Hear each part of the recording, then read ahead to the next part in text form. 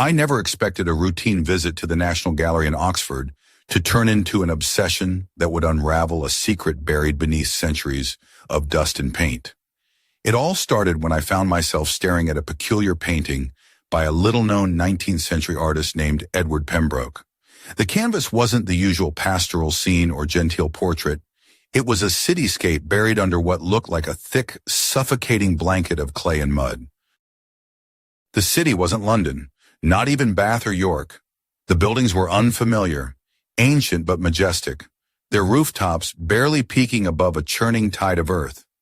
What struck me most were the tiny figures scattered among the ruins, each clutching a long stick, cautiously probing the quagmire beneath their feet.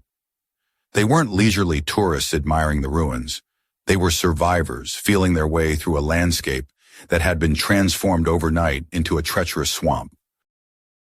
I chuckled to myself, imagining their predicament. Well, that's one way to avoid potholes, I thought. But the humor faded quickly. This wasn't a scene of slow decay or gradual abandonment. It was a frozen moment of disaster, a snapshot of a world turned upside down. Curious, I dove into Pembroke's other works and found the same theme repeated. Cities across the English countryside swallowed by layers of thick, wet clay. Then I stumbled upon a lithograph by Thomas Harding, a contemporary of Pembroke known for his travels through Eastern Europe. His drawing of a ruined castle in the Welsh borders echoed the same story, a fortress engulfed by a viscous flood from above, not from rivers or seas, but a deluge of earth. The official explanations I'd read before seemed laughably insufficient. Cultural layers, they called it, a slow accumulation of debris and rubble over centuries. Sure, I thought, and I suppose Bigfoot built Stonehenge too. Could a natural process really pile up 15 feet of mud overnight? Could it selectively bury stone fortresses while sparing nearby trees and shrubs? The painting said no. The clay wasn't just a killer, it was a strange, fertile thing. Pembroke's canvases showed saplings and bushes already thriving atop the newly formed hills of mud, their roots gripping the ruins beneath. It was as if death had given birth to new life in a twisted cycle. I felt like I was chasing a ghost, piecing together a puzzle that official history wanted to keep hidden. What if these artists were unwitting eyewitnesses to a colossal catastrophe that reshaped the world? And if so, why had we never heard of it? As I sat back rubbing my temples, my mind raced with questions. What force could drop tons of clay from the sky? Could this have been some ancient war? A forgotten apocalypse? I glanced back at Pembroke's painting, the figures still probing the treacherous ground. Their cautious steps seemed to echo through time, a warning I was only beginning to understand. Then my phone buzzed, a message from my friend Emily, who was researching ancient ruins in a remote corner of Central Asia, of all places. She'd found something she thought I should see, something that might just make this whole nightmare real. I smiled despite the growing chill in my spine. Looks like this was only the beginning. Emily's message was brief, but enough to send a thrill down my spine. You need to see these photos from Kay, the fortress walls. They're exactly like Pembroke's paintings. Something's buried beneath the clay and bones. I booked the next flight to London, then on to Bishkek, and finally a bumpy ride through the barren steppes of Kyrgyzstan to reach the remote site she'd pinpointed. The town of Kah was little more than a dusty dot on the map, surrounded by endless plains that stretched toward the jagged Tian Shan Mountains. At first glance, it looked like any other forgotten outpost, but the fortress walls towered above me, like the remnants of a giant's playground. Thick cyclopean bricks baked by a merciless sun, some nearly 5 meters thick, formed ramparts that had survived centuries but now bore deep, chaotic scars.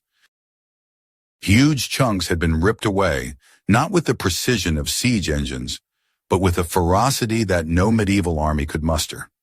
I imagined a giant toddler throwing a tantrum, smashing his Lego castle to smithereens. But this was no child's play. Emily met me at the edge of the ruins, her dark hair pulled back in a loose braid that caught the breeze. She wore rugged boots, cargo pants, and a fitted olive jacket, but something about the way the dust clung to her clothes made her look like a warrior woman from another age. "You're just in time," she said with a grin that barely masked the tension in her eyes. We walked along the base of the walls, Emily pointing out patches where the clay had peeled away, revealing fragments of human bones embedded directly into the earth. Wrist bones, shin bones, shattered skull fragments, jumbled and chaotic, as if people had been caught in some sudden nightmare, buried alive beneath tons of mud. "These aren't graves," she said quietly. "No orderly burial. Just caught." I knelt down, running my fingers over the gritty surface. The bones felt strangely cold, despite the heat of the afternoon sun. I swallowed hard. This was no archaeological curiosity. It was a mass grave frozen in time. "You ever wonder," I said, "how a siege could leave bones like this embedded in walls? Siege engines don't bury people alive under 5 meters of clay." Emily shook her head. "Exactly. This was something else. Something catastrophic." As we explored further, the eerie silence of Ka pressed down on us. The only sounds were the distant caws of ravens circling above and the crunch of gravel beneath our boots. The fortress seemed to hold its breath, guarding secrets too terrible for words. Later that evening, as the sun dipped below the horizon, casting long shadows over the ruins, Emily pulled out a worn notebook filled with sketches, strange images of clay falling from the sky, people clutching poles, and trees sprouting from mud. "These match the paintings you mentioned," she said. "This disaster wasn't local. It stretched across continents." I rubbed my jaw, feeling the weight of what we were uncovering. If these walls spoke, their story was one of sudden death, survival, and silence. A silence that official history refused to break.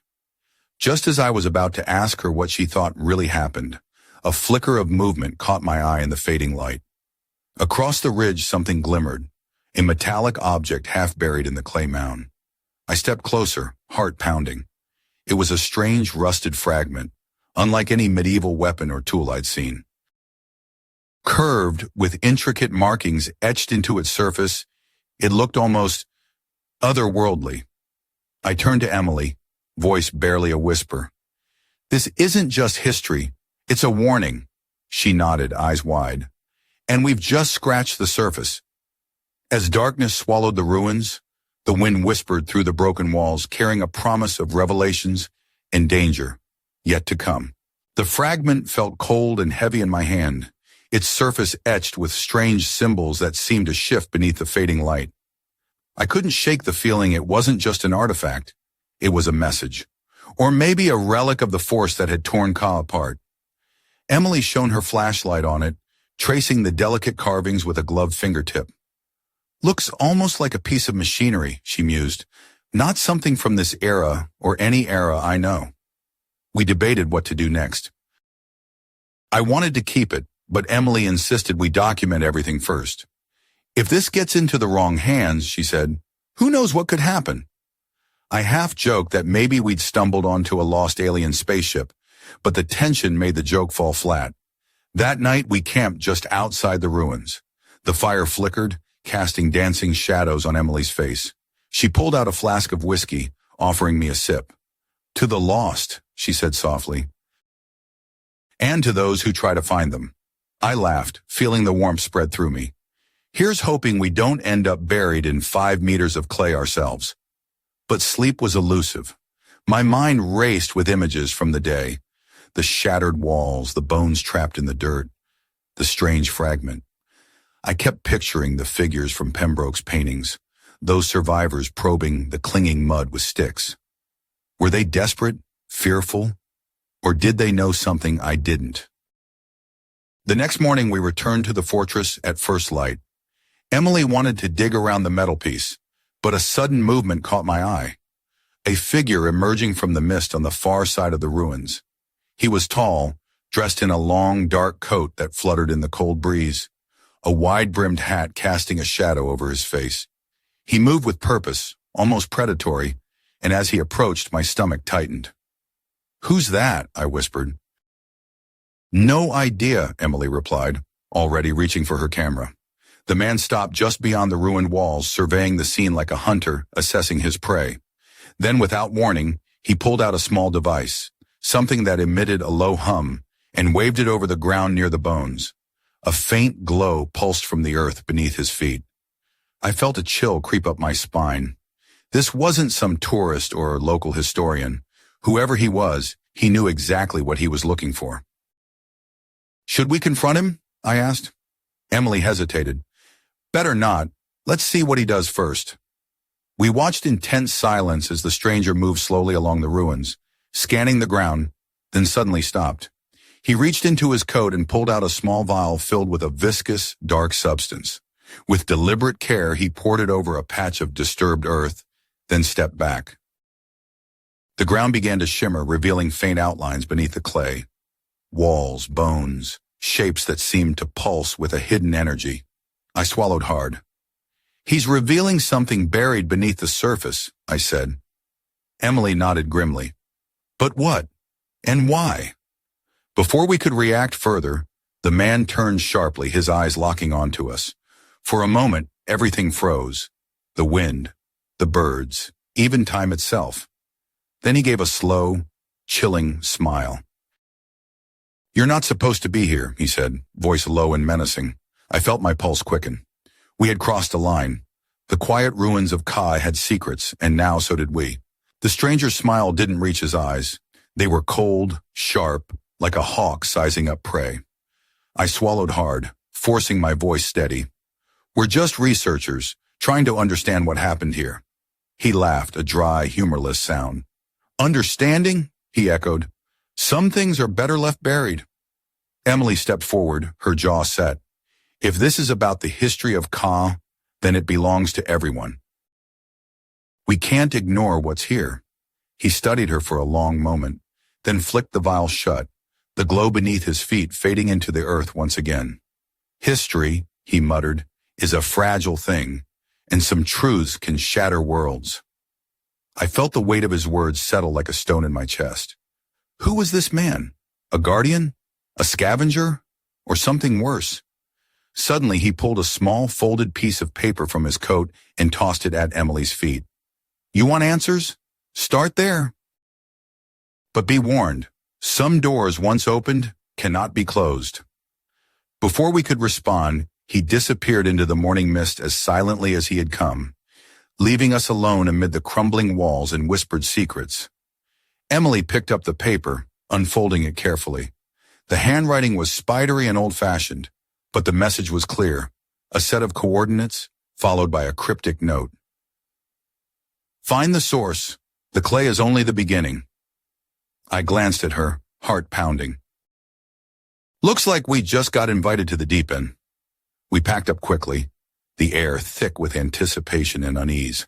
Back in town, under the flickering light of a single lamp in a cramped cafe, we studied the note and the fragment we'd found. Emily's fingers traced the strange symbols again. These markings, they matched sketches from some old manuscripts I found years ago, in a library in Cambridge. They describe a falling star that brought both destruction and life. Like a cosmic mudslide? I joked, but the humor felt hollow. She smiled faintly, shaking her head. More like a weapon, something powerful, beyond anything the 19th century could explain. Our conversation was interrupted by a sudden commotion outside. The cafe door burst open, and a man in a dark suit rushed in, eyes scanning the room until they locked onto us. "Mr. Carter?" he asked, voice urgent. "You need to come with me, now." I exchanged a glance with Emily. This was no coincidence. Outside, under the cold night sky, he introduced himself as Agent Collins from an unnamed government agency. "We've been monitoring your activities. This isn't just academic curiosity anymore. You're poking at something dangerous." I wanted to ask what exactly he meant, but before I could, the lights flickered, and a low rumble shook the building. "Stay calm," Collins ordered, but the unease in his voice was unmistakable. We stepped outside just in time to see a faint glow rising over the horizon, a strange, pulsating light that seemed to dance above the distant hills. "Whatever's buried beneath K," Collins said grimly, "it's waking up." As the night deepened, I couldn't shake the feeling that the past wasn't done with us yet, and that the true nightmare was only just beginning. The glowing light over the hills pulsed like a heartbeat, casting eerie shadows across the quiet streets of Ka. I stood beside Emily and Agent Collins, the three of us caught between disbelief and dread. Whatever was stirring beneath that ancient earth wasn't just a memory, it was alive. Collins pulled out a small device, something like a handheld scanner, and aimed it toward the glow. The screen flashed erratically, numbers spiking and dropping like a roller coaster. "I've seen strange readings before," he muttered, "but this is off the charts." Emily's eyes narrowed. "Do you think it's connected to the clay? The fragment? The bones?" He nodded grimly. "Everything in this region points to one thing, an event unlike any natural disaster, something with power beyond our understanding." I rubbed my chin, trying to make sense of it all. "So, this falling star, you think it was some kind of weapon?" Collins gave me a sideways glance. "If you want to call it that, let's just say it wasn't something Mother Nature cooked up for tea."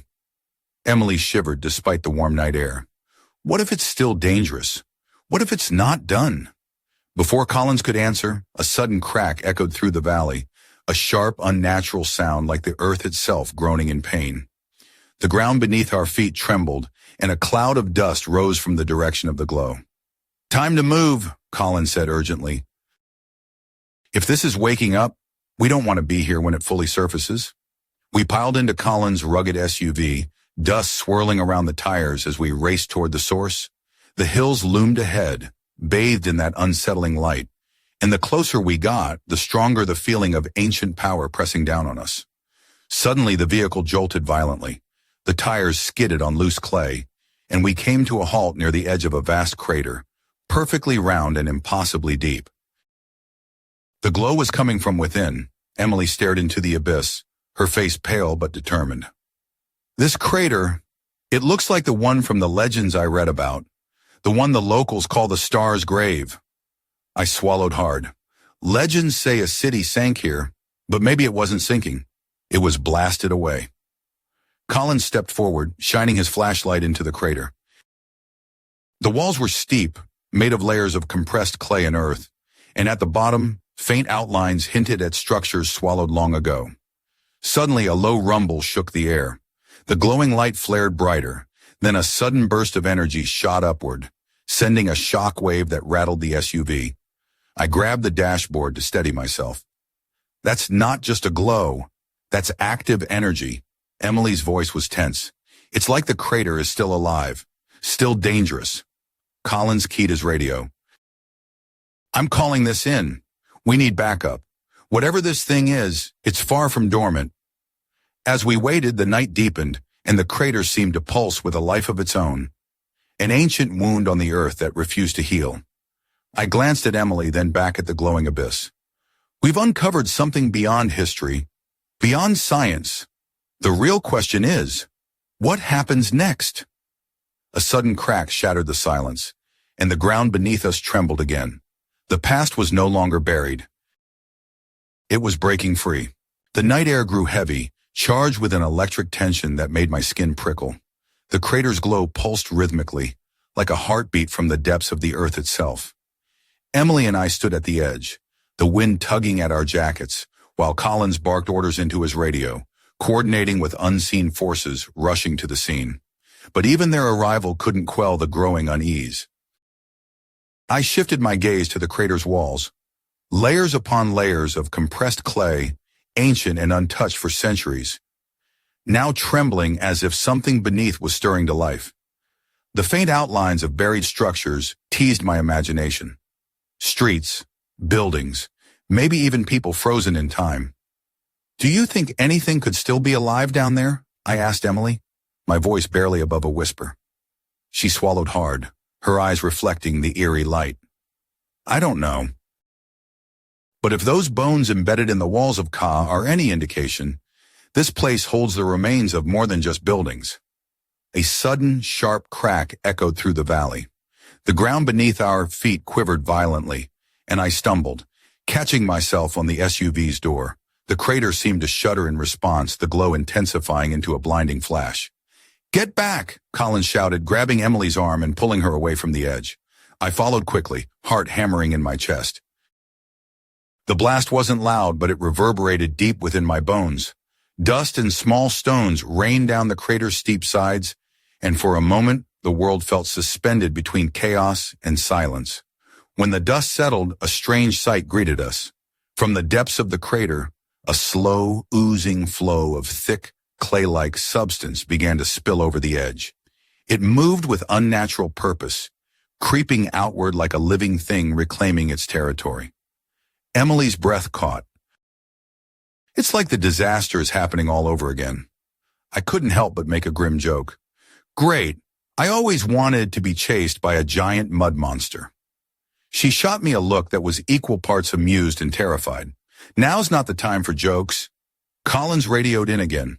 We need containment teams. This substance is spreading fast. As we watched, the viscous flow swallowed the surrounding earth, creeping toward the small town below. Trees were engulfed, their branches dripping with wet clay, and fields disappeared beneath the advancing tide. The survivors from Pembroke's paintings weren't just figments of imagination. They were echoes of this very moment, probing uncertain ground, trying to survive a sudden, overwhelming catastrophe. I glanced at Emily. What if this isn't over? What if the clay is still falling, still burying entire worlds? She hesitated, then nodded grimly. And what if it's not natural? What if someone or something is controlling it? Before I could answer, a sudden crack split the air. From the depths of the clay flow emerged a shape, hulking, grotesque, and impossible to ignore. It shifted and groaned, like a creature born of earth and nightmare. My heart froze. We're not just dealing with history anymore. We're dealing with something alive, something waiting to finish what it started. Emily steadied her camera, fingers trembling. If the past is rising, we need to be ready, because this time it's coming for us. The creature loomed out of the thick clay like some monstrous hybrid of earth and shadow, its grotesque form shifting with every slow, deliberate movement. It was hard to tell where the mud ended and the beast began. Massive limbs, jagged with chunks of stone and twisted metal, emerged from a body that pulsed and oozed like molten rock. Its eyes, or what I hoped were eyes, glowed with a dull amber light, scanning the horizon with something almost like awareness. I swallowed hard, trying to steady my shaking hands as I fumbled for my camera. If I'm right, this isn't just a relic of the past. It's a guardian, or maybe a weapon. Emily's voice was barely audible over the creeping tide of clay. A weapon? From who? Or what? Collins tightened his grip on his radio. Whatever it is, it's not friendly. We need to fall back, regroup, and call for reinforcements. But retreat was easier said than done. The mud creature began to advance, each step swallowing entire patches of earth, trees and shrubs, the ground trembling beneath its weight. The clay spread like a living flood, its tendrils reaching toward us with a slow inevitability that made my skin crawl. I glanced at Emily, who was already backing away, her boots slipping in the slick mud. We need a plan. Fast. Collins barked orders to the team, but it was clear we were outmatched. The creature moved with terrifying purpose, as if the centuries of silence had only sharpened its hunger. Suddenly, a sharp crack split the air behind us. A squad of armored vehicles rolled onto the scene, their headlights piercing the night. Soldiers poured out, armed with flamethrowers, high-powered rifles, and strange devices emitting pulses of energy. Looks like we called in the cavalry, I muttered, trying to inject some levity into the nightmare. One of the soldiers shouted orders, and the flamethrowers roared to life, spewing torrents of fire onto the advancing mud. The creature howled, a sound that was both mechanical and organic, before recoiling, chunks of burning clay sloughing off its massive form. But the fire only slowed it. It didn't stop. Emily's camera captured every moment, her face pale but determined. This is beyond anything I've ever seen. It's like fighting a force of nature itself. I found myself wondering, if this was a weapon, who had built it? And more terrifyingly, who, or what, still controlled it? the creature's eyes fixed on us, and it surged forward with renewed fury. We scattered, dodging swipes of its massive limbs, the earth trembling beneath our feet. In the chaos, I caught a glimpse of the strange metal fragment in my backpack, a relic from Ka.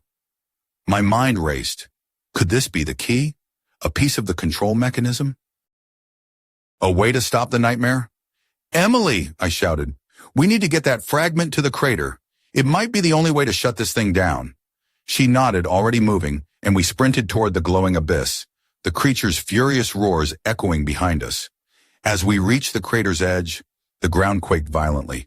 Clay surged upward like a tidal wave, threatening to engulf us. With trembling hands, I held the fragment aloft, feeling a strange warmth pulse through it. The symbols glowed faintly, resonating with the creature's terrible energy. A blinding flash erupted from the fragment, and the creature howled once more, this time a sound of pain and rage. Then slowly it began to retreat, dissolving back into the clay from which it had risen. Breathing heavily, Emily and I exchanged a look. We'd bought ourselves time, but the war between past and present was far from over, and somewhere in the shadows, a deeper, darker force was watching and waiting. The aftermath was eerie, an unnatural silence settling over the crater as the creature's roar faded into a whisper, its massive form dissolving back into the oozing clay like a nightmare retreating at dawn. Emily and I stood at the edge, hearts pounding, the strange metal fragment still glowing faintly in my palm. I couldn't shake the feeling that we'd only postponed something far worse. Collins approached, face grim beneath the dim glow of his helmet light. You've done something no one else has. You made it retreat. But this isn't over. That thing is part of something bigger. I nodded, feeling the weight of his words press down on me. The fragment, it resonated with the creature, like it was a key. Emily stepped forward, brushing dust from her jacket, eyes sharp despite exhaustion. We need to understand what we're dealing with before it comes back. As dawn cracked the sky in shades of bruised purple and gold, we returned to the small town of Ka, which had been eerily quiet since the chaos began. The locals kept to themselves, whispering of ancient curses and lost gods, their eyes flicking nervously toward the hills. In a cramped, cluttered room above a fading pub, Emily spread out her research, old manuscripts, sketches, and photographs from the ruins. The patterns were unmistakable, references to celestial events, mysterious falling stars, and ancient wars fought with weapons that bent the very earth. I traced my finger along a faded map, stopping at a series of sites scattered across Europe and Asia, fortresses, castles, and cities buried under thick layers of clay, just like Kay. It's not just here. This happened everywhere. Emily nodded. And each site shows the same signs: sudden destruction, buried survivors, fertile clay that gave new life despite the death. I looked at her, a flicker of irony in my voice. So we're dealing with a global mudslide apocalypse? She smiled wryly. Not exactly the tourist attraction I was hoping for. We pored over the notes late into the night, piecing together fragments of a forgotten catastrophe, one that official history had buried beneath convenient myths and silence.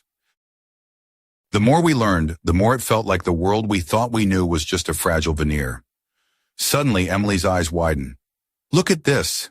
She pointed to a passage describing a star wormwood, a celestial body that fell from the sky, poisoning the land and triggering the flood of clay. I shivered. Like a cosmic bomb? Before we could delve deeper, a sudden knock rattled the door. Collins stepped in, his expression grim. We've got a problem. He handed me a photograph, an aerial shot of a massive, perfectly circular lake in Eastern Europe. Its waters shimmered unnaturally, the shoreline sharp and geometric. Lake Feeder, Collins explained.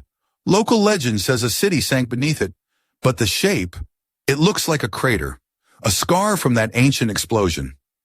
Emily's voice dropped to a whisper, the ringing bells. The lost city beneath the water. I swallowed hard, the pieces clicking into place like a terrible puzzle. The catastrophe wasn't just a disaster. It was a war fought with weapons that could bury cities under mud and leave scars that lasted millennia. As the sun rose, casting long shadows over the scattered papers and ancient maps, I realized we were standing at the edge of a truth too vast, too dangerous to ignore. And somewhere beyond the horizon, the echoes of that war were still waiting to be heard. The photograph of Lake Fedor hung heavy in my mind as we prepared to leave Ka. The locals' hushed stories about a drowned city beneath its dark waters suddenly felt like warnings rather than legends. The lake's perfect circular shape was unlike any natural formation in the region. Too precise, too deliberate. It was a scar, a crater left by something unimaginably powerful. Emily and I boarded a small boat, cutting through the still surface of the lake as dawn painted the sky in soft shades of pink and orange. The water was unnervingly calm, almost too calm, like a mirror hiding secrets beneath its depths. As we neared the center, I couldn't shake the feeling that we were crossing into a place where time itself was fractured. Emily adjusted her diving gear, her eyes sharp and focused despite the eerie atmosphere. "If the city's really down there," she whispered, "we might find answers, maybe even the source of this catastrophe." I nodded, the weight of the metal fragment in my pocket, a constant reminder of the power we were chasing. The dive was cold and dark, the lake's depths swallowing us as we descended into a murky twilight. Strange shapes emerged from the silt, fragments of walls, broken columns, and what looked like the remnants of a bell tower, its silhouette ghostly in the dim light. Suddenly, Emily's flashlight caught something gleaming, a metal object half buried in the mud. It was another fragment, similar to the one we had found in Kai, etched with the same cryptic symbols. I reached out, heart pounding, as I grasped it. The moment our hands touched, a low hum vibrated through the water, as if the fragments were awakening. We surfaced quickly, gasping for air, the lake's stillness broken by ripples spreading outward. Back on shore, Emily laid the fragments side by side. They're pieces of something much bigger, a control system, maybe a weapon. I squinted at the symbols, feeling the cold pulse of ancient power. If these were used to bury cities under mud and clay, what else could they do? Before we could answer, a sudden chill swept over the lake. The water darkened unnaturally, and from its depths rose a faint, haunting sound, the distant ringing of bells echoing across the surface. Emily's eyes widened. The legend, the bells beneath the water. It's real. I swallowed hard, the pieces of the past converging into a terrifying picture. The catastrophe was no accident. It was a war, fought with weapons that reshaped the earth and erased civilizations. And now the echoes of that war were reaching out from the depths, calling us to uncover a truth that could rewrite history or destroy what was left of it. As the bells tolled softly in the mist, I knew our journey was far from over, because some secrets refused to stay buried. The distant toll of those underwater bells lingered in the mist like a haunting refrain, pulling at something deep inside me, a reminder that history's darkest chapters were never truly closed. Emily and I sat on the shore, the two metal fragments resting between us, their strange symbols glowing faintly as twilight bled into night. I broke the silence. So what now? We've uncovered ruins, bones, weapons, a global catastrophe that history forgot. But why? Who would want to erase an entire civilization? Emily's gaze was steady, her fingers tracing the edges of the fragments. Power, control, fear. Maybe whoever caused this wanted to bury not just cities, but knowledge itself. Her words hung heavy. The idea that history was rewritten, not by scholars but by something darker, sent a shiver down my spine. The 19th century, that supposedly calm and orderly era, suddenly felt like the aftermath of a war we were just beginning to understand. Suddenly my phone buzzed, a message from an unknown number. I hesitated, then opened it.